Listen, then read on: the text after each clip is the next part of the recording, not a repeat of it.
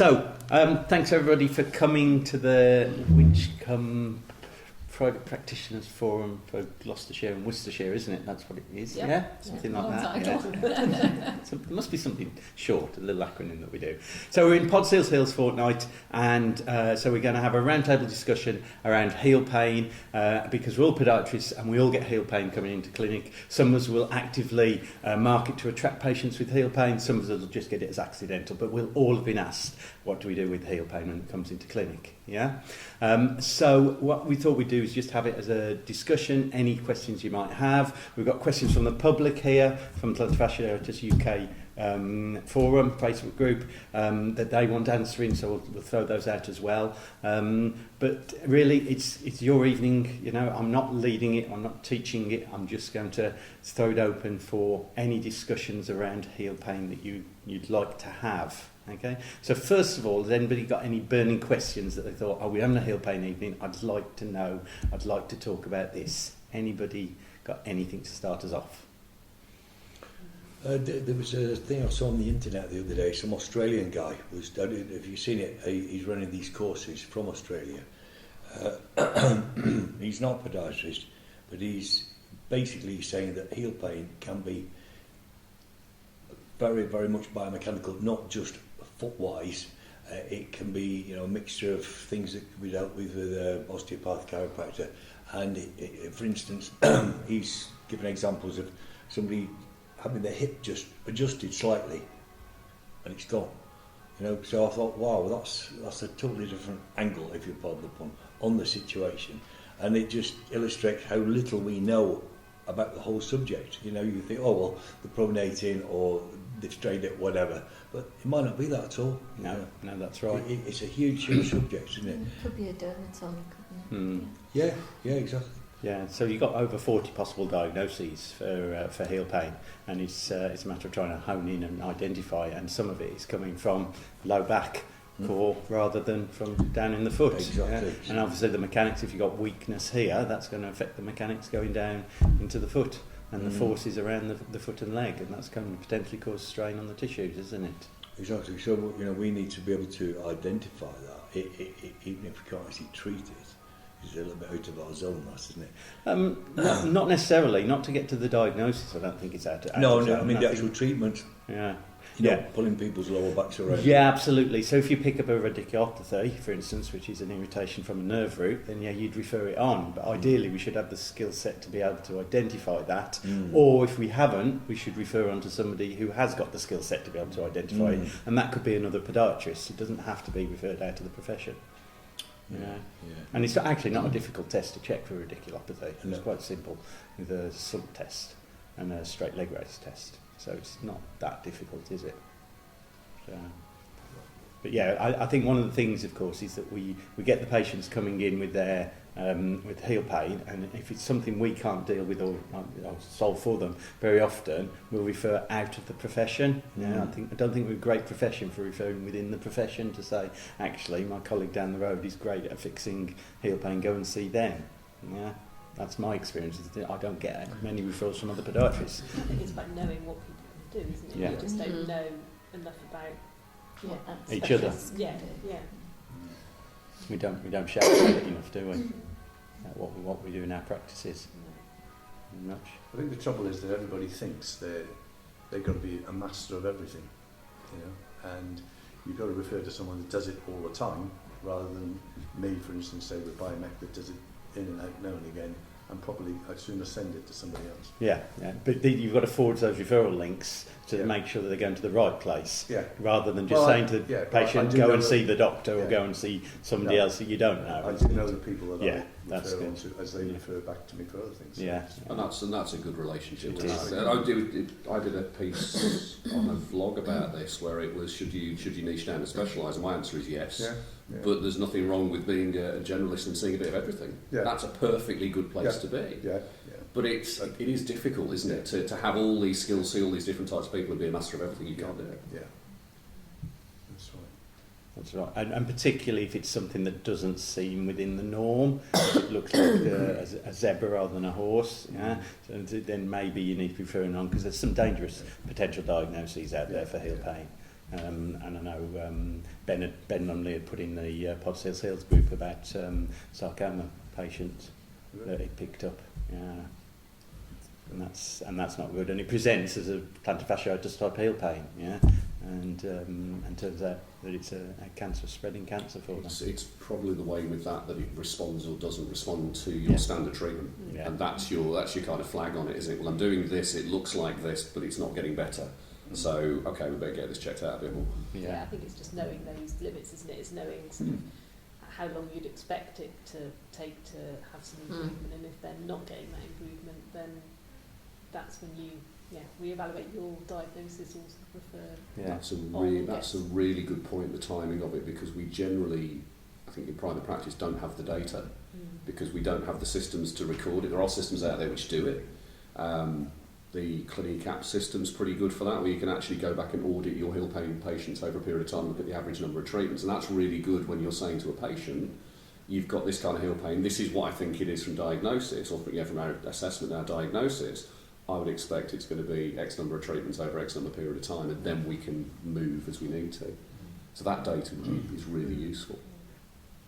Yeah, I think the difficulty that I find when you're looking at heel pain as a condition and trying to get data from it from a number of treatments is that it doesn't necessarily take account of the biopsychosocial aspects of it, absolutely. Where everybody's individual, and that's a big thing these days, isn't it, about the psychosocial aspects of pain and what they now understand pain to be as opposed to what we thought pain was. So what's it the So pain's 100% output from the brain. It's not the bit down there that hurts. Yeah, it's the brain telling you that that's the bit that hurts. Yeah, and you can fix the biology. Yeah, but they can still have pain. Yeah, and they still report it as pain, even though in theory the biology's fixed. So you do a scan before and you do your scan after intervention, and the plantar fascia's gone thinner, or the inflammation's disappeared, or whatever. Yet they're still complaining of the same pain, and it's psychosocial aspects and how they're processing those signals that are no longer there, but the brain thinks they're still there. Yeah, and that can tie into all sorts of things, stresses in life, situations that occurred around the original injury, how they, when they were childhood, how they dealt with pain in childhood. All these factors come together. It's a really interesting area. If pain had a Facebook page, its relationship status would be complicated. Yes. we don't know. Yeah. I was thinking of a good question. What's kind of our, as podiatrists around the table here, what's our sort of go-to approach when we have someone turns up with a heel pain? What kind of things are we looking at doing? Because actually, that's a lot of the questions we get asked from patients is, well, I turn up with a heel pain, what are you going to do? What's the process? Well, first thing I would do would say, when was it okay? Well, it was about 3 months ago. Okay, 3 months. Late last summer. It was all right. Did you go away on your holidays? Yeah, I went to Benidorm. Was it okay? Yeah, it was fine then. So you try and narrow it down to, it was horrible at Christmas, right? Okay, let's just try and fine tune it. What happened? And they always say Christmas for everything, can't you? They always say nothing. To start with, they say nothing. So you think, yes, it did. I know, I don't know what it is, and you're going to tell me, but you've got to wheedle it out of them. And eventually, they tell you. It could be a new pair of shoes, a new job, a new car, a new bicycle. You've just got to find. And once you've done that, them telling you, and you can then tell it back to them. And it's a revelation. Oh, really? And I got off that horse a bit awkward. And it was about 2 weeks after that. And once you've told them, that's, I won't say you're 90% there, but, it's sort of, right, that's what did it. I've had it myself. I bought a new motorbike and I rode it back from Shropshire. It was one of these, an R6. They gave me plantar fasciitis. I was only on the bike for about 2 hours. But, it's something as simple. I know what caused it, but it took a lot longer than 2 hours to go. But, knowing what caused it is a big part of the battle, isn't it? Yeah, absolutely. So that sounds like a positional on the bike lower back, which is a referring pain, which is what we were talking about before. But also, I was sort of dorsiflexing my feet a hell of a lot. What bike was it? R6, Yamaha 600. Okay. Yeah, well, the backside in the air and then 140 miles. I was trying to restrict myself, not go too fast. I wanted to actually speed in one piece. Your knee down on the ground on the corner. You got it. You got it. Yeah. But your point about that inciting factor is really important, because there's usually three things which happen with any kind of loading issue. The tissue either becomes, I'll use the term weaker, although it's not exact, or the load is greater than what the tissue can normally take, or it's 1 and 2 together. So you have put your feet in a position which has increased the load past what it would normally take, and that's led to a problem. And a change in shoes will do that. Going into flip-flops in June when the sun comes out. Altering the saddle on your bike. Absolutely. Simple. It can be that tiniest thing, and because everyone is different, you don't quite know what it's going to be for each person. And that's why I say if you can, tie it down on a time scale, so that you could say, well, I went to a wedding and I wore them, something like that. There's always something in the subconscious there. They don't know to start with, but they'll tell you. That's right. Yeah, don't normally have a dog. So walk the dog in a pair of shoes which I shouldn't have walked. Simple as that. I put on 2 stone. Yeah, exactly. The history is the main part of the consultation, isn't it? Trying to get and it's to the bottom of not that. just for ill pain. And if there's somebody goes to the pain, I can't see anything. That's the first thing I do. When was it okay? Yeah, it's a good question. Well, and then it just goes on. And then they'll tell you, even though they don't know, they will end up telling you, and then you tell them back, and then they'll love it. You've not done anything.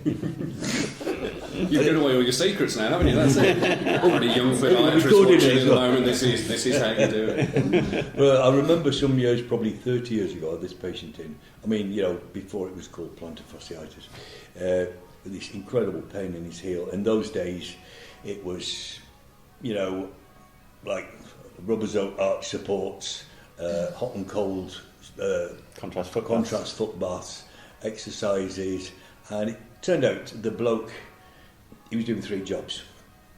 He was working at Doughty's in the daytime, he had a pub job at night, and he had a job at weekends. I said, you're straining your feet, it's too much.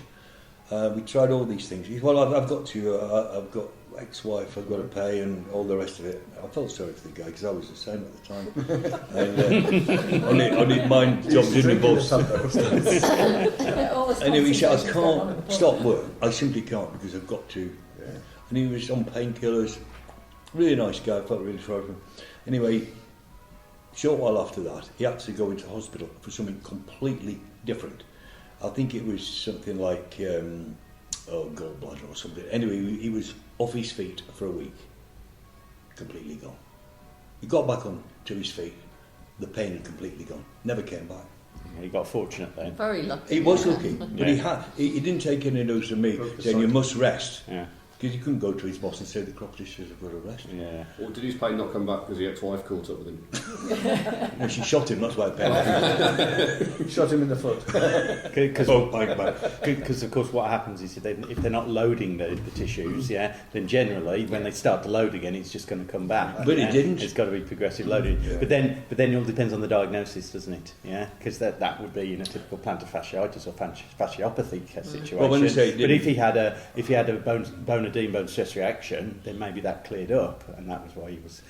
Well, I mean, he came in to see me a few weeks after and said it's gone completely. Now he didn't come in every week for the 10 years and say it's still all right. I don't know what happened after that, obviously. What I'm saying is the enforced rest. Yes. You can't underestimate the value of that. Nowadays, it depends on the staging, though. Really, I mean that's the key thing with rest, because if it's inflammatory, if it's early stages, rest is brilliant. If it's longer standing, rest is not its friend. You need to load it, and it's the Goldilocks thing. It's either too much, too little, or it's just right. The problem is that everyone around this table has a just right, which is different. And I can't look at you and go, you're going to be here and you're going to be there. You can't tell. No. And it has to. That's where the relate. I think a lot of people go to a podiatrist. A lot of podiatrists feel the need to be able to fix it in one go. I'm going to fix this on day one, and actually you can't necessarily. No. In that case, rest was brilliant. That fixed it. Yeah, but most of the time it's a case of it's a relationship over a period of months and looking at the physiology. And I think this is one of the things that I see in the public forums is that end up inevitably under NHS podiatry care, and they don't get that relationship. They get referred in under NICE guidelines for orthotics, and that's it. They get their orthotics and they come away from that care, and it doesn't work because orthotics on their own may not work. They may need more guidance in there, in order that they can reload appropriately. Depends on the orthotics, doesn't it? I've seen some shocking ones. Absolutely, Coming in yeah, recently yeah, from the yeah, NHS. yeah, They've just yeah. been Absolutely. totally ineffective. I think one of the other challenges as well is, not knocking the NHS at all, that their budgets are very, very different. Yeah. But you'll get people will go and see a practitioner, they'll have a bad experience, you won't sort it out for them, and then everyone in that field is a bad It's practitioner. the example I give about hairdressers. If you have a bad haircut, you don't give up on hairdressers, do you? No. Okay, it doesn't apply to Dave and I, but you find another hairdresser where it works. You don't suddenly start saying, "I've never seen another hairdresser in my life because they can't cut hair." You don't start going to the butcher to do your hair, do you? You just find another hairdresser, and there's going to be a podiatrist out there for everybody. You've just got to find the one that works with you best. Absolutely. They've nearly always gone through the internet to the point where they know exactly what's going to fix it anyway. So they've gone through everything themselves, haven't they, before they even get to us, really. Yeah, the thing I find is that the internet just diagnoses them all with plantar fasciitis, and so few are absolute plantar The fasciitis. fact that they do go to the internet is really a blessing, because they've sort of got some ideas, but if you come at those ideas with some other information, they're quite willing to listen. They've got some terminology that they've heard, but actually they don't really understand. So if you can explain that to them. And if they find Try your this, information try on the that, internet, 15 that's even better. pencils, So, nothing works. Absolutely. Shall we have some questions? so a question. What we got on the questions? We've got. Can you read your writing then? Yeah. Are the steroid injections worth having? Ooh, that's a good one. What do you think, people?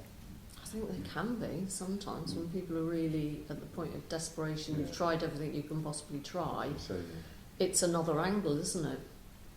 not as a first resort. Not as a first resort, no. Definitely as a last Yeah. resort. But I think I suppose for that some first people it resort has to be. depends on if it's the first resort of them coming to us. Yeah. That Yeah. might actually be the perfect time for it because you don't quite know how long they've had it for. So it's about the timing within the condition. I think it depends, doesn't it? Depends is the answer. You get some very good results with steroid injection, but you get some very poor outcomes too. But for me, I always advise people if they're going to have it done, to have it done with ultrasound guidance, so you know that you're going into the spot. How many around here do steroid injections? I don't do. Okay, so I do very few, have to do very few for heel pain. It's not something that I revert to unless a patient really needs it. If you can get the inflammatory process down to the hot spot and you're still left with the hot spot, then I'll stick some steroid in. But if it's more diffuse than that, then I'm not going to stick steroid in, I'm going to use all the other methods. The other thing, of course, is the steroid is designed to damp down inflammatory process, whereas in fact we're trying to heal tissue, and there you are switching it off to get it healed, and that doesn't work well in my head. It's whether the actual introduction of the steroid and into the physical space causes a greater inflammatory process.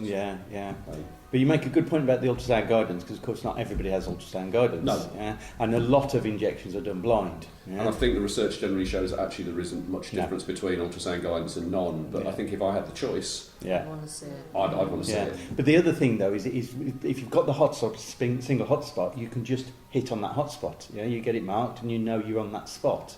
So, but the problem is that it's the more painful injection coming from the plantar approach that's going to get to that hotspot. Whereas if you come medially, no pain, but harder to get the level for the hotspot. So it depends. Yes. There we go. I'm guessing that the answer to most of these questions is going to be depends. Yeah, well, first thing for me on all these questions is getting that diagnosis, because the answers will vary according to the diagnosis. Because if they've got bone stress reaction and no plantar fasciitis, you're not going to stick a steroid in because it's not going to do anything for a bone stress reaction. So it's getting that diagnosis. So that's a really interesting point actually about the differentiating between a bone stress reaction, plantar fasciitis, maybe a neurological pain, and what you would be looking for with that. So the things I tend to look for are, when is it painful in gait? Yes. That's one of the big things for me. Is it painful on heel strike? Is it painful on foot flat? Or is it painful into compulsion? And if it's heel strike, but it's not on the others, chances are it's a bone stress reaction. It's just looking at With a calcaneal squeeze as well. Yeah, and you ask a patient, you say, okay, when does it hurt when you're walking? They'll just go, it hurts all the time. You just go, okay, let's slow it down a bit. When does it, think about it with every step. And it's amazing how many go back, well, actually, it's a bit here, but it's more there. And there it really hurts. Yeah. And getting them just walking naturally for a while, that's what I do. Just get them walking, talking about anything. And then once they've settled into it, I say, is it hurting? And they go, yeah. And I go, okay, here's three stages of the gait cycle. Tell them the stages and say, okay, which one are you feeling it most at? Which one you start to feeling, which one are you feeling it most at? And then that helps to get your diagnosis right. It's well worthwhile. We've got to get that diagnosis because they're not all plantar fasciitis. Go on then, what's the next question? I had a guided injection, but just made it double as painful. Why did they not work sometimes? So, I think that comes back to what I was saying about getting the diagnosis right. Yeah. But if you've had it guided injection, you'd hope that they'd picked up some form of plantar fasciopathy on the scan before they stuck the needle in. You're not going to be sticking a steroid onto a perfectly normal thickness plantar fascia. I would hope not. They may have. No, of course not. But of course, if it's double as painful, there's a chance that they had a steroid flare from it. There's a chance that the diagnosis was wrong and it wasn't anything to do with there, and it could be more to do with the psychosocial aspects of the pain. Could be a bit of fat pad atrophy fairly quickly as well, which has left them with more or less cushioning, so it's more uncomfortable, bit of a bone stress reaction there. Yeah, absolutely. So it's not that it works for everyone. No. Yeah. Anybody had patients who have had steroid injection? They've come in and they've said anything about the steroid injection? No? Yeah. It's painful. Yeah, plantar approach, was it? Yeah, plantar approach. Yeah. To do it. What do you mean? Have they come in and told you about the effects of it? Yeah, they've had it. Maybe they've gone to the doctor and had it, or whatever. Absolutely. I would say roughly. I've not done a survey 50-50. Someone said fantastic. It's gone. I'd say higher than that. Been satisfied with it. Yeah. But they're normally impatient patients anyway. They're patients who want a result now. Yeah. So you've sometimes got to get them to realise that it's not going to happen overnight. No. And do you find that it lasts them for a long period of time, or do you find that it just some. 3-4 months, maybe 6 months, and some of them will go, it's tipped the balance and I haven't got it anymore. So it does allow an great opportunity for loading. That's the advantage of it. Is that actually they're out of pain, so they can start to load the tissues better. It's a very unpredictable. It's not a linear response to steroid injection. No. If it was, I think more podiatrists would use it. Recommend it and do it. Yeah. If you could stick a steroid injection in and you knew that 75% of the time you're going to get rid of it, more podiatrists would do it. But I think as well we don't like to hurt patients too. So there's that little bit. I think it's one of the reasons why I've not done the course, because I don't find that. I can't imagine how maybe twice a year I'd do it. You're absolutely right. I'm thinking, well, but then why would I do? And would I be good enough to do it then, or should I refer? But then it's interesting to because somebody actually, who does it regularly. If you did the steroid injection course, you may well then identify more people who'd be suitable for it because you're looking out for that kind of thing. Yeah. So it is, but it is that. If I'm only going to do it twice a year, why do you want to go down the route to do it? And should I be referring it to somebody who does it more often? Because I'm a great believer that you're only good at things if you're doing it regularly. That's right. So, I think it's interesting that the relationship is quite an interesting one with it. Non-linear. I want to restart spin classes to regain any fitness. Will this aggravate my plantar fasciitis? What's the cause of the plantar fasciitis? It's all down to that cause again, isn't it? Is it a lower back problem which is causing it? Was spin the thing which caused it in the first place? What's the spin instructor like? In terms of, not like get your mind out of the gutter, because some spin instructors will do a lot of standing with dropped heel stuff as well. So there's a big difference between a spin class and going on an exercise bike, isn't there? Yeah, and actually, if you're on the exercise bike, you tend to be in more control of doing it. Yeah, whereas if you're in a spin class, you're being told what to do and step up the rate, step up the force. Yeah, and that probably isn't so good, I'd have thought, for reloading. It's also fixed wheel on the bike, so you're getting kind of pulled through with it as well. So you have to control it more. I suppose the answer to that is depends. It depends, but it's certainly with caution, I think, for a spin class. If it was a pure plantar fasciitis diagnosis and it was getting better with treatment, then it would be a case of test it. Yeah. And the scale I always give people is between 1 and 10 for pain, 10 being the worst, 1 being not too bad. what's it like 24 hours later, and does it go? And if it's between 1 and 4, you're okay. If it's between 5 and 6, be careful. If it's 7 and above, then you've done too much. Rein it in. Yeah, absolutely. It's a test on that one. But they will probably have a little bit of residual stuff up here going, oh, is it going to hurt? I'm worried, and it's the biopsychosocial stuff the as fear well. of the pain. Yeah, they've got a fatalistic view of what might happen. Absolutely. So they come off and they hobble. Yeah. And then they spin bike, she's killed my knees, that's why I don't spin. That's my excuse. I kill my cardiovascular because they're hard work. Spin bike sessions. But yeah, depends. We should get a stamp, depends. Can I do this? Depends. Back to the steroid injection. Once steroid injection has not worked, how soon can you do shockwave therapy? 6 weeks, you think? 2 weeks. 2 weeks? It's really interesting, isn't it? Because steroid injection is designed to damp down inflammatory process. Shockwave's designed to give it a bit of a kick up the backside and get it going again. So you're using two things opposing. So you're kind of opposites, and I find it really strange when any therapist goes from one to the other without doing anything in between to say, okay, we've come out of that stage and we're going into this stage. Yeah, it's like, well, I can't get better with steroids, so I'm just going to try and hit it with shockwave.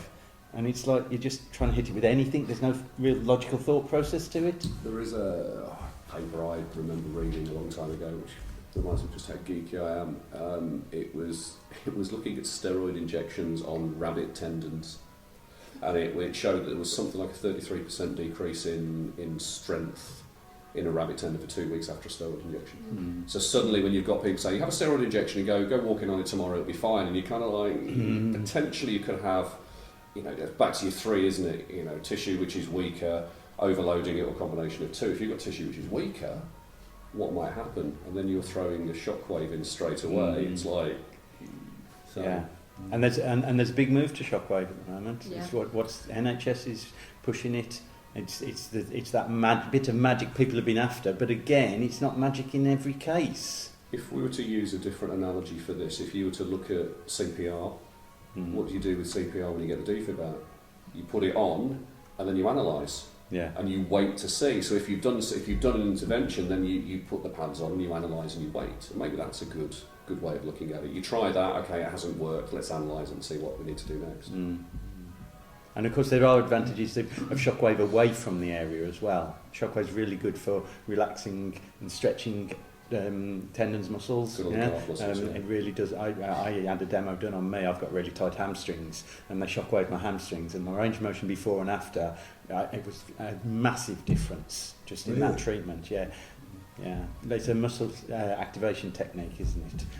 You can do it just by could exercising. you touch your toes afterwards? Yeah, I could get much closer. Yeah, but only on one leg. Yeah, one which is still left. The wooden leg. Yeah. But there's also, with shockwave, you get the advantage of, like with the steroids, some neuralgic effect, and then they can load it again. Yeah? And it's getting people to load it properly, I think, is the key. And whatever tool helps you to do that, and takes away that fear, the biopsychosocial, of them loading. But again, it's not a one thing which is going. It's not like that magic cure. But I think that's what happens. Something else comes along and you go, oh, that's really good. I'll use that on everyone because it's a magic cure. And it's not. It's lots of different treatments, and then learning which ones to be discerning and use. Yeah, it's quite interesting when you look at the NICE guidelines for plantar fasciopathy or plantar fasciitis. It says that all the standard things, this is generally for GPs to have a look at as to what they're meant to do, and it says about doing the rest and the heel pads and the off-the-shelf orthotics, and then it says in long-standing, and NSAIDs, and then for long-standing, then you've got to think about referring into physio or podiatry. And the role of the physio and podiatrist is to do the monitoring of the exercises or to give custom-made orthotics. That's their role. No mention of steroid injections. Yeah? No mention of shockwave. And then there's a referral to the surgical department, and they'll do the shockwave or they'll do the surgery. Okay? So the NICE guidelines do not embrace all of what podiatry can do for patients in the NHS. Which is a bit of a shame. He recommends offloading, icing and stretching. For who's going? Plantar fasciitis. Yeah, for true, it's police for a true plantar fasciitis, which is your acute stage in the first 2-3 weeks, and you should do police, protect, offload, ice compression, elevation.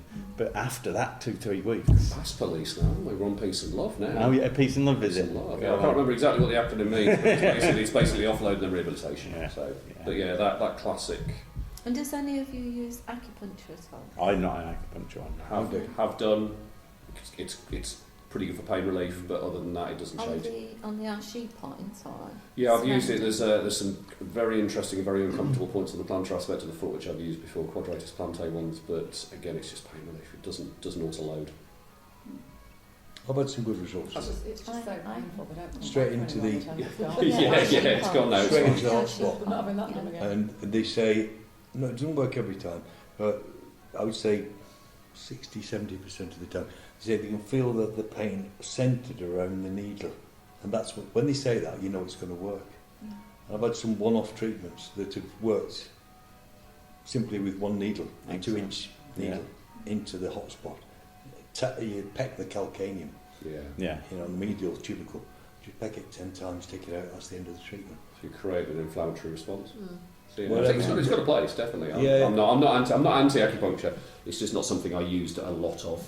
Well, when I did my course, did you do Alistair Campbell's course? I've done both. Oh, Yeah. have you? Yeah. And that's what he Richard James recommended Alistair for. Well, I mean, you know, he's not as knowledgeable on heel pain. He sort of tend to club it all together. But he said, because like everybody asks, how do we use it for heel pain? And that's what he said. Locate that painful spot, Archie point. Yeah. straight in, bang, bang, bang on the calcaneum. That's it. Because that's one of the techniques you can use with your steroid injection is peppering at the same time. Yeah? Is it? So you're actually doing exactly what you said. So you doing that? But the daft thing is the steroid's going to damp down any inflammatory response. So it's kind of... Yeah. But then there's something about saying actually don't do it with the steroid, do it with saline solution or just local anaesthetic. Yeah. So you're not damping down the inflammatory response. The needle is what causes what causes the response. Yeah, so it could be that it's the acupuncture element of it. Yeah. Next question, coming back to the NICE guidelines. Is there a national pathway for plantar fasciitis? As my sister in Stoke got sent straight to a podiatrist on the NHS, but that is not offered in Devon. Well, there are national guidelines. It is there, these NICE guidelines, but they're only guidelines. So not every area is going to follow it the same. And some areas don't commission a musculoskeletal service from podiatry. They might do physio. Yeah. Or mixed. Yeah. Devon, from memory, in that part of the world it was using Virgin Care at one point, so I think it was a very different system down there. So yeah, it is. It's whatever they commission. Yeah, and interestingly, the NICE guidelines were due for revision December 2019, so only 2 months ago. So they should be in the process of being updated. Be interesting to see what changes there are made, because obviously research and knowledge has moved on since they were written 4 or 5 years ago. We understand loading programs much more, I think, now than before. I had a failed plantar release, and now I'm 7 weeks post-op from a tendon decompression. Will I ever walk without pain or without a limp? It is a living hell at the moment. Now, I did tell them we couldn't give any specific advice for care. I think this, when I asked the question, describe your plantar fasciitis in one word, they were all the language of hell, excruciating, painful, agony, depressing, all of these negative emotions around this condition, and it really does affect people's lives. And if you've had some form of major surgery for it and it hasn't worked, you're going to be right on the end of I'm giving up hope here. You know, I can't find a solution for it. I don't know about you guys, but I don't experience patients having to go off to surgeons with heel pain. I don't have that. I get it better. Yeah. Tends to be an American idea. Well, they're doing it in Plantar Fasciitis UK Forum. Lots of them going off for gastroc lengthening, gastroc release and plantar fascial release. I had a patient who'd had plantar fascial release, massively high arch feet though, was still getting problems now, but he'd got a lot of stuff going on further up neurologically, a huge amount of stuff.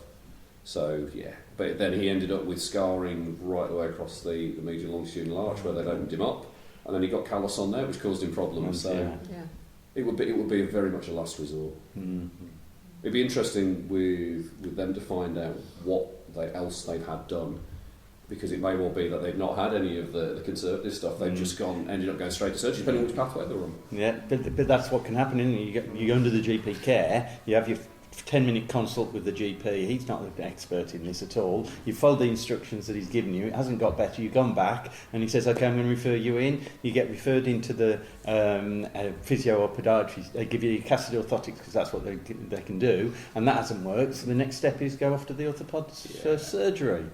And that's it. And that's not really the best care that's out there for plantar heel pain. The best care seems to be when podiatrists are involved, not well, podiatrists are involved within that multidisciplinary team. Yeah. Okay. Oh, sorry about them. Can't cure them yet. Ice or heat, shoes or barefoot? Oh.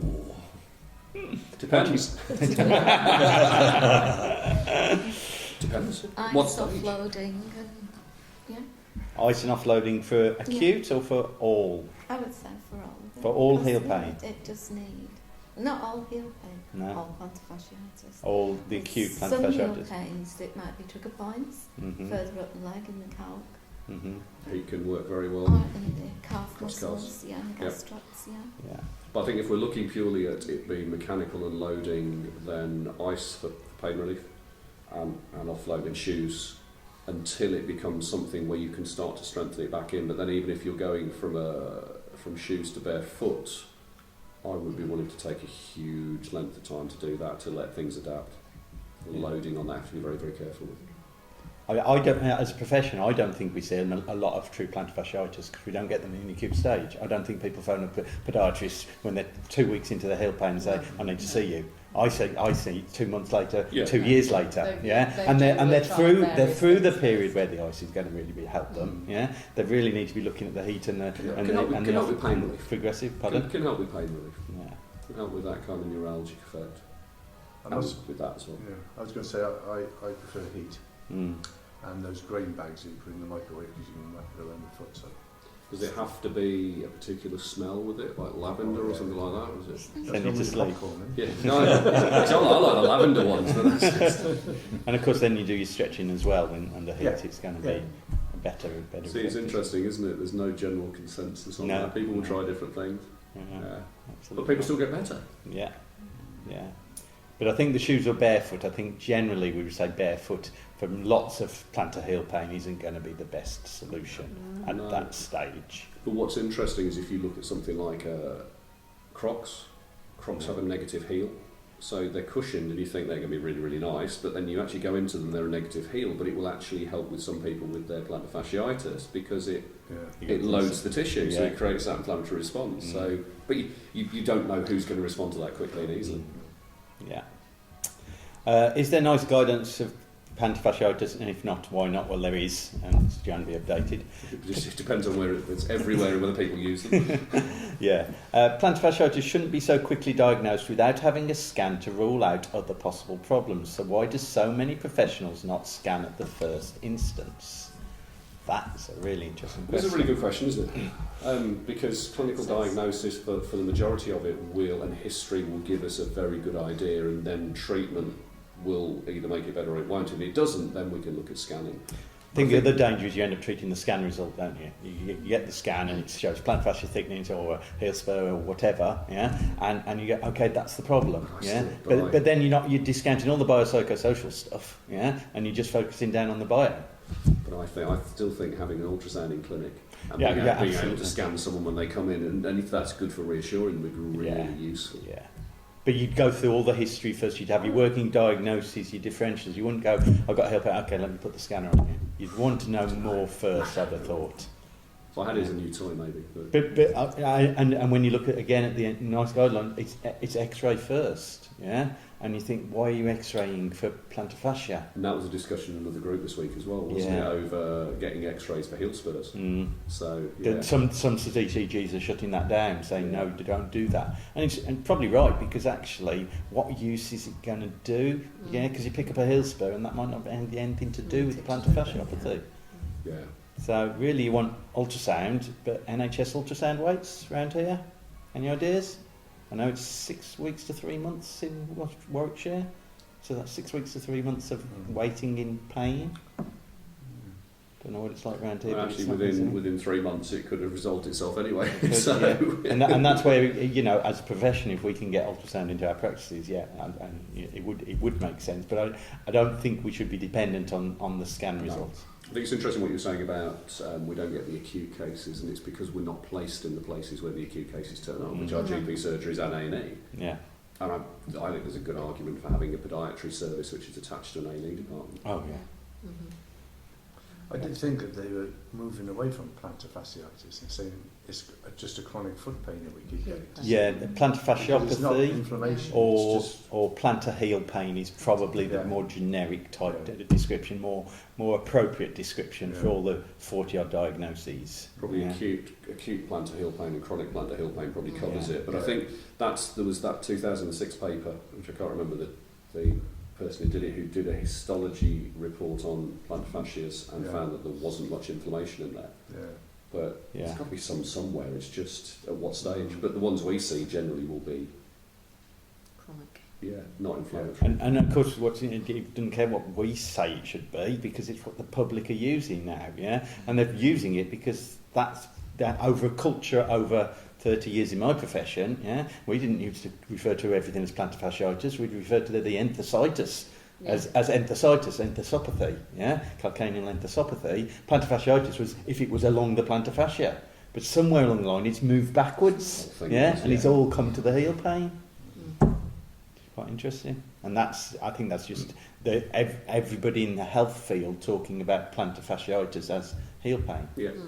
And it's not, and then of course you get the plantar calcaneal bursitis, or there's a big discussion around whether that exists, and that's the policeman's heel, isn't it? But that people say plantar fasciitis is policeman's heel, but if you look back, it's not. It was a different one.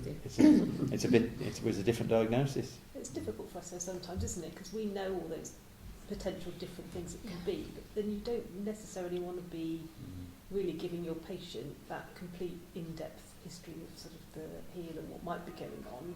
They just want to get better. So I find myself just saying yes, sort of not saying it's plantar say it's an fasciitis, but enthesopathy. I don't normally it's just go hard with not it, to but sort of give them too much information to. They just want to get better.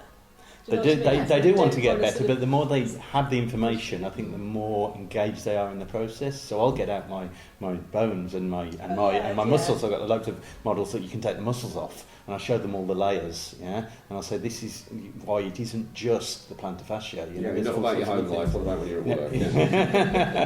But it is. It's that education thing is really important, and that's where, with our role, we have to come somewhere between that really detailed Latin words to describe things and mechanics and the very, I suppose, really basic stuff which your person off the street would understand. It's a very fine line. You've got to judge your patient, really.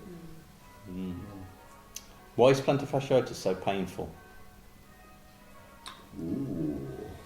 You've got an explanation. Not for that. use it, Walk on can your you? feet. You've got to walk on it all day long. It's got all your body weight on. You 5 times can't your really body weight avoid going it. through it every step. Changes to 1,000 collagen. times a day. If it's mechanical, changes to collagen bring with them nerves and blood vessels. They get compressed during loading of the plantar fascia. Then there's the theory about swelling, where you get the chambers of fluid sitting around that area and presses on the nerves when you first get up in the morning, or wherever the pain's coming from. It's not plantar fasciitis what's causing it. So I think it's because irritated every step that you take. yeah. I think that's the thing. Anything You know, if you else, damage your that's elbow, the you put a best. sling and that protects it. Yeah. Yeah. You have a bad tooth. You don't go You eat chewing on on the food, other do side, you? yeah. You just you sip soup or something rather than. But with your heel, you've got to walk around. And So so why do people take so long to go and get treatment? It just doesn't make sense, does it? Really? They all think it's going to go away, don't they? And they go on the internet, they try the ice, they buy a pair of insoles from Boots and Totally. listen If to they what make somebody a else has toothache, done they and go roll to the their foot on dentist that a... day, don't they? But they know if they go to the dentist with toothache, they'll come away, in theory, either on a treatment plan to resolve it or have it resolved. And the That's the difference. Whereas with heel pain, they'll go, because we're not owning it as podiatrists yet, they'll go to wherever and they won't have that same assurance. No, the only place you can take toothache is a dentist. You can take your heel pain to any Physio, number doctor. of practitioners. It also comes a lot down to the marketing as well, that we won't use sensationalist terms to describe what we can do and promise things. And people don't want to be told it's going to take time to get better. They want someone to say, miraculous cure for your plantar fasciitis now, and you'll be ready by 12 o'clock tomorrow. And that's what a lot of people will advertise. There's a lot of that in the forums where people are saying, actually, no, don't listen to any of that stuff. Try this because this is what worked for me, and you've got it sorted out in 2 hours. Yeah. But then again, I think if it comes down to, like Jonathan was saying, if you diagnose it properly, explain to the patient it's taken this long to get this bad, we're not going to get it right in 1 or 2 treatments. It's going to take time. And we usually it's not going to happen overnight. We're usually at that end point where they've tried off the shelf. Oh yeah, they're most frustrated by the time they've had all those other us. treatments, and they get to us, and it's like, actually, I don't want to spend any more money on this. I feel like I've spent money already, but I've got to spend money to get it better.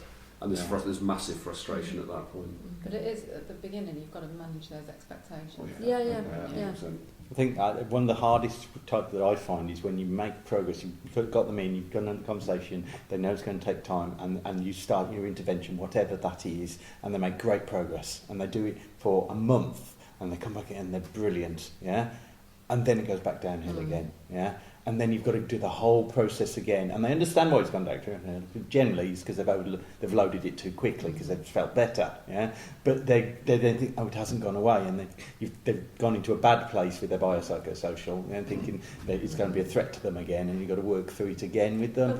But that's a real challenge. To us as practitioners, managing them when they come in at that month's appointment, isn't it? That's us really, having to explain again about sort of putting the brakes on, not going mad with your activities. Yeah, but if they're not in pain and somebody says, oh, come to my wedding or whatever, and they go off and put on their shoes that they haven't worn for 6 months, and they end up flaring up because they're dancing on the dance floor, they kick off their heels and they're having a big dance but barefoot, It doesn't register to them the education they're given the week before. That's alcohol at the wedding, though. Exactly. But sometimes that can be beneficial. Well, alcohol? No. No, it's not alcohol. But that kind of regression can be beneficial because it reinforces some of the behaviours which lead to the loading, which lead to the problem. So it's them going, okay, actually what you were doing works really well. I can see now why it's a problem and what I need to do differently. Not always. Some people won't see that connection. Some people will. So why is it so painful? Why does treatment for plantar fascia pain sometimes lead to other issues such as peroneal tendinitis? Oh, that's an interesting one. So, what website are they looking at?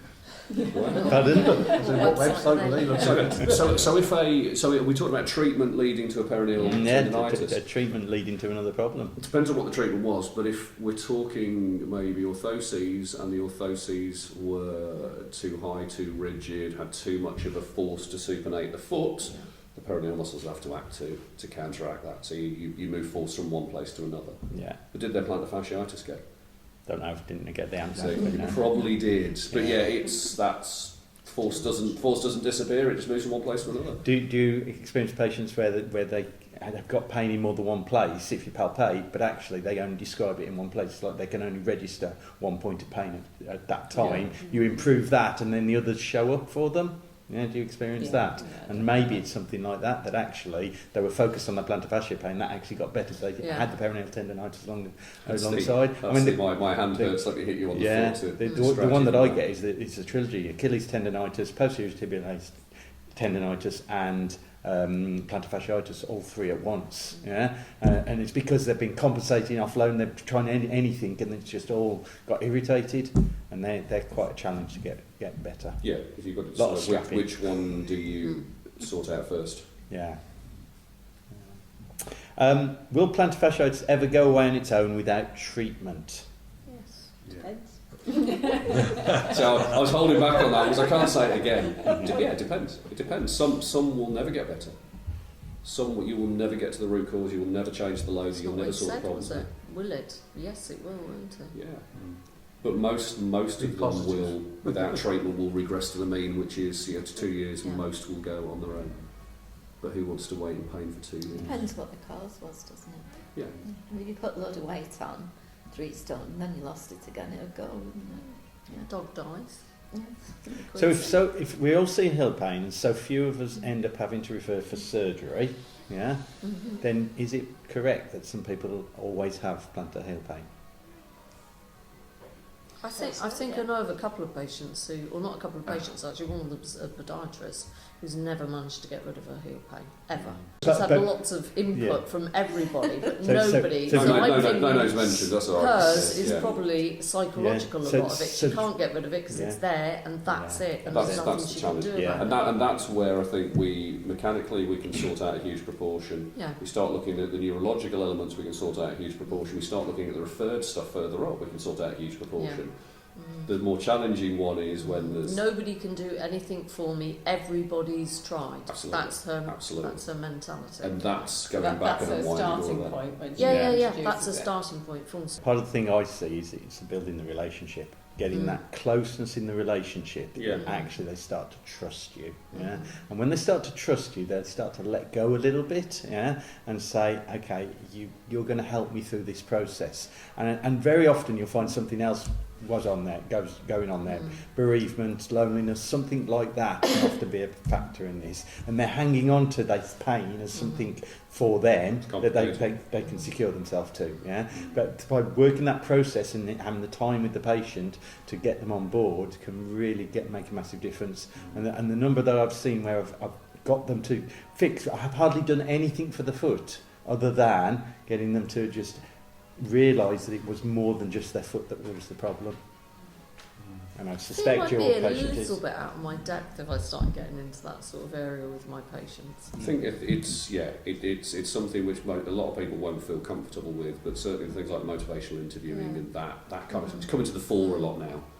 And once that goes back to the undergraduate education as well, that will make a difference. But you have to. It's like any hands-on treatment, isn't it? Do you feel comfortable with it? Do you have the skills to do it? Do you use it enough? Well, I have quite a personal relationship with all of my patients, so I talk to them about loads of stuff, and I'm not sure how easily I would be able to get them to equate to that. I can see from the lady who has got plantar fasciitis, it's never going to go, everybody's had a go, all the gurus and everything, they've all had a go and it's never going to work for her. But that's because she thinks she's got all the knowledge as well and she hasn't been able to solve it, so why would anybody else? You're too close to the information. At what point do you start delving into all of that side Very of often things? you don't delve, you ask questions that allow them to open if they want to. Yeah, but you can't sit there and go, okay, your plantar fasciitis is because you lost your dad 10 years ago, you've never recovered from it. You're just listening to the offloading. You're not actually responding to the offloading and you're not equating it to the plantar heel pain. So at what point do you tell them you think it's involved, or don't you? I don't. No, I explain BPS to them. I do explain BPS to them. Yeah, that's what you said. He explains where you think I explain that it might not just be from the foot, that there's psychosocial aspects to pain, so the output from the brain. And if there's things going on here, then whatever we do down there might not solve it. You may need some help with this bit. Yeah, I'm not the person to deliver that help. Yeah, but I refer you on to somebody who would be. It's Mark that I refer on to. Yeah, because he's really good with that. So what's his job? Mark's a physio, but he does a lot of healing work. Okay. Yeah. But it's realising that it's not just about the heel. It's giving people space as well. Sometimes it's just that space people need. Yeah, and energy. Yeah, and that actually brings us to an interesting discussion about energy, because in Western medicine, then it's not about energy healing at all, is it? And you talk about acupuncture, and that's about energy. Well, you've either got your Western hats on or you've got your Eastern hats on. You can't mix the two. Yeah. The two ideologies are totally... Until you come to laser therapy. His feet are on the floor, he's not meditating. So I'm just wondering that. Until you come to laser therapy, which you saw when up at Mark's, the laser therapy is the new kid on the block. The high intensity laser therapy. You've heard low level laser therapy, very hit and miss what it did. Sometimes it might make a difference, other times it wouldn't. So I got class 4 high intensity laser therapy back in April, and the results have blown me away what it's done for patients. Absolutely blown me away. For example, what? So the best example I've got isn't a plantar heel pain patient. Okay, the best example, because in plantar heel pain, it's part of a treatment plan and it works. So there's nothing magical about it. But the best example was somebody who came in with arthritic ankles that she'd had for 10, 15 years. She'd seen surgeons, she'd had them injected. They were left at the point that they said, all we've got left now is to go in and fuse, yeah. And she came to me and she said, I've been in pain for now 2 years. I'm getting to the point where I need to go back to the surgeons. And I looked and I went, you're going to have to go and have them fused. Yeah, there is nothing more out there that's going to create any magic. She had such limited range of motion. She was trying to ride the horse. She was always in pain. And I said, so we'll refer you on to the surgeon. The doctor was quite happy to do that. And I said, but whilst you're waiting for that to happen, I've got my laser therapy unit. I'm quite happy to give it a go. Yeah, well, she's now pain-free and she's not had any surgical intervention. She's delighted. She's over the moon with how she's out of pain. I have no idea how that's worked. I don't get it. Yeah, all I know is she's happy. So what sort of laser was that? It's a class 4 high intensity laser. So just tell us more about that. I mean, did Yeah. you have to go on a training course? No. So where do you? I mean, how much are we talking about? There's £7,000. Yeah. And so what I use it for when I'm trying to encourage healing, that's where I would use it. Yeah. So when you're on getting somebody onto a treatment program, say with a plantar heel pain, yeah, and they've got and you're doing the loading, but they're still having some problems with the pain, then it seems to have the neuralgic effect in the tissues of the shockwave, but you're not causing more damage to the tissues with it, and it's very much more comfortable than shockwave. Shockwave has an effect on the tissues it goes through to get to the point of treating. Yeah. Laser will to some degree. But there's probably a distance element to it as well, isn't it? Yeah, and understanding the amount of energy, because it's about energy that you put into the tissues. Yeah, and so the way for my simple brain is we all feel better in sunlight. Everybody feels better when it's in the summer than in the winter. It's a general thing. So it's taking those good bits of sunlight and putting them into the cells on a cellular basis. Yeah, to make the cells feel better, basically. Yeah. What it's doing physiologically, I don't know. The researchers will know what that. They talk about it affecting the ATP in the cells. Yeah. But that goes back to the lecture that we had at the College of Podiatry, where vitamin D3 was the cure for everything. Yeah. And high doses of vitamin D3 were recommended for all sorts of conditions. Yeah. And it was just amazing how it wasn't programmed as a vitamin D3 lecture or anything, but it went to one lecture that was on about it, went to another one totally different about something else. It came up again with it. My God, this is a theme all the way through. The interesting thing, of course, is it could all be the placebo effect. Yeah. And you acknowledge that's the case. But I always thought of low-level laser more as the placebo effect. The levels of success you got with that was more around the placebo level of 33%. They talk about placebo effect, don't they? My high intensity is 80-90%. So when I say the placebo effect is nearer sort of 75-80%. Yeah, I think it's higher. Yeah. It's like 75%. I always thought the placebo effect only worked if you didn't know that it was a placebo, but apparently it works even if you do know it's a placebo, it still works. Yeah. It's just the fact you're popping the pill or rubbing the cream in or getting the attention on the area itself. There was this thing recently on the telly about taking plaques off people's throats, and some of them had the operation and some of them he just went through the motion by making a sound on his phone or something that was the same as this thing working. So they didn't know which was which. And they came back and this chap said, well, I don't think I had it, but it's got a hell of a lot better. He said, no, you didn't have it, and it did get better, so yeah. So same with knee surgery. They did arthroscopies on knees, and what they would do is they would have the control group would have the arthroscopy. Yeah. The intervention group would have scarring. So it looked like you had the arthroscopy, so they'd have no treatment to the knee other than that. And they went down the same rehabilitation program afterwards, and they got better than the intervention group. They got better than the group which had the arthroscopy. They did the same with rotator cuff.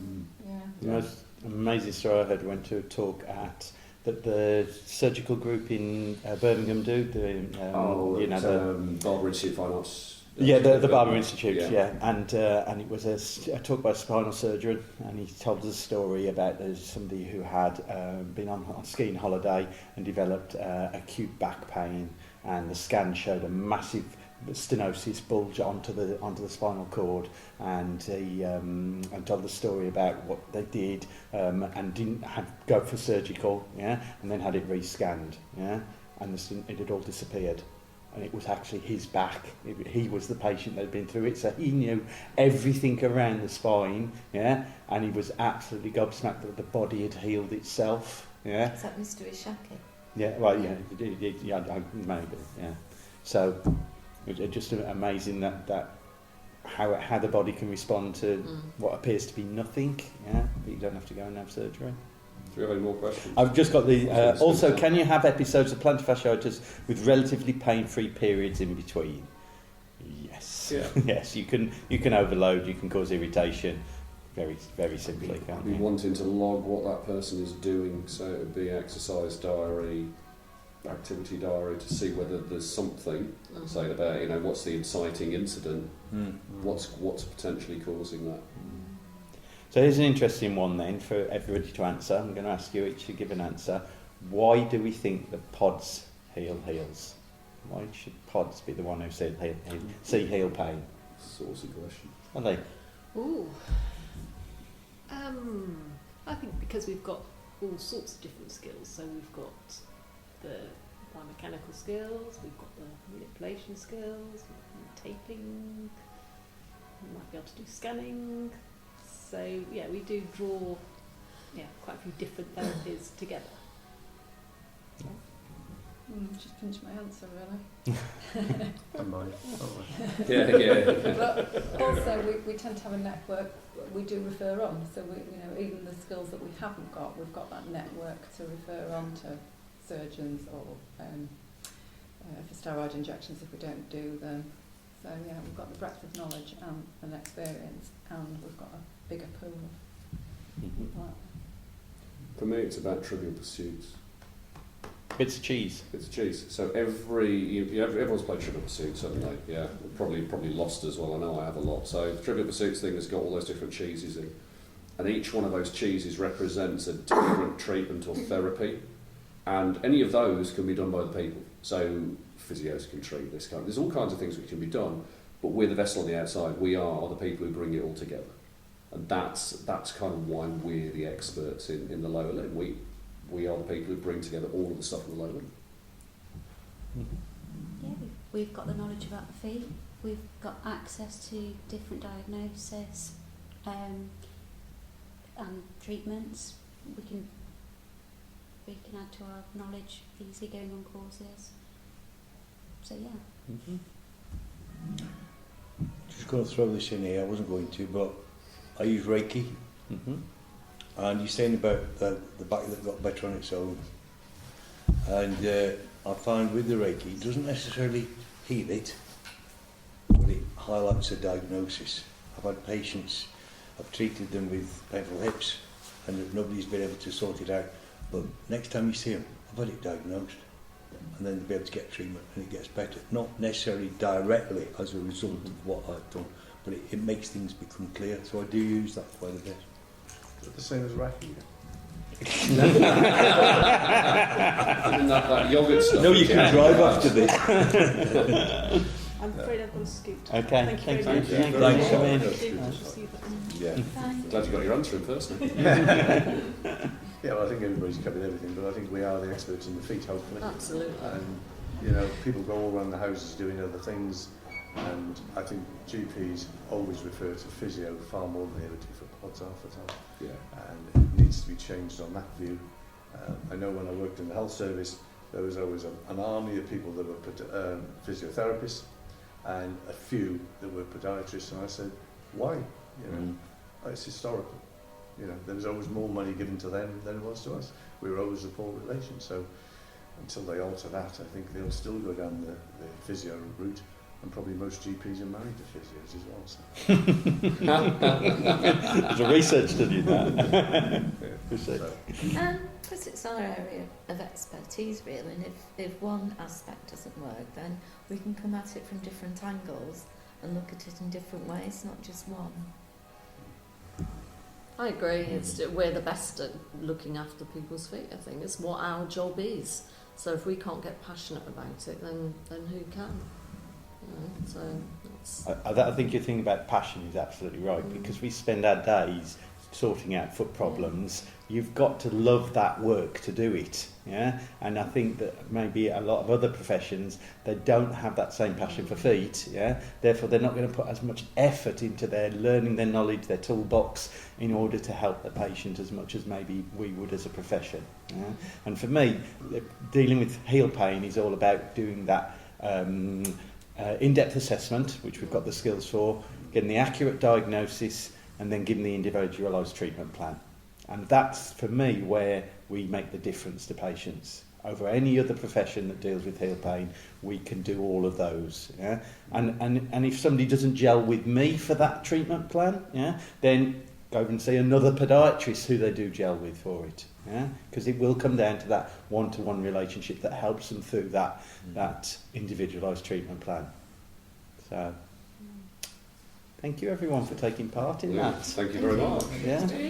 Round of applause. Thank you.